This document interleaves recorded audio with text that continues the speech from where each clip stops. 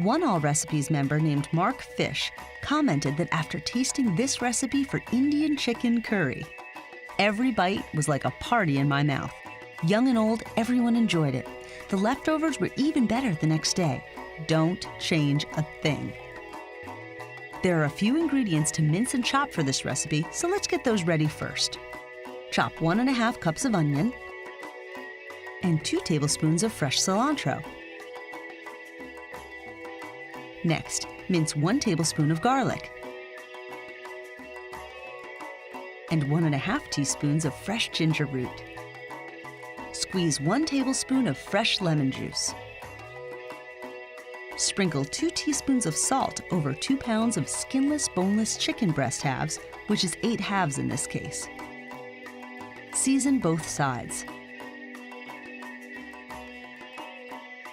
Heat ½ cup of oil in a large skillet over high heat. Add some of the chicken to the hot oil.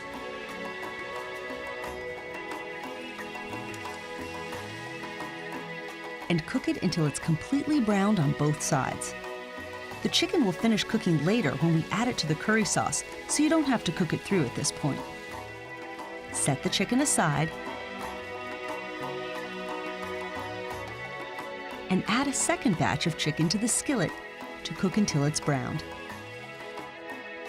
Set the chicken aside, reduce the heat to medium-high, add the chopped onion,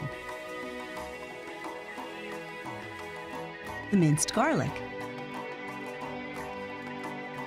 and the ginger.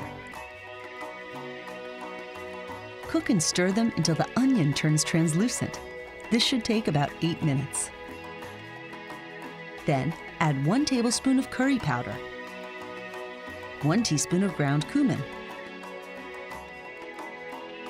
1 teaspoon of ground turmeric,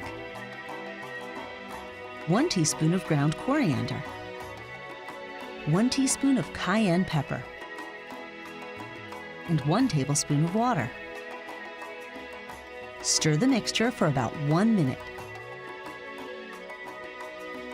Then add 1 15-ounce can of crushed tomatoes and 1 cup of plain yogurt. Stir these together with the spices and onions and bring the sauce to a low simmer. Next, add a tablespoon of the chopped fresh cilantro and 1 teaspoon of salt. Stir everything together. Then add the browned chicken. Turn the chicken pieces to coat them evenly with the curry sauce. Pour ½ cup of water into the skillet and bring the curry to a simmer. Sprinkle the curry with 1 teaspoon of garam masala and the remaining 1 tablespoon of chopped cilantro. Stir everything and flip the chicken again. Cover the skillet and simmer the chicken for about 20 minutes. To check the chicken for doneness, insert an instant read thermometer into the center.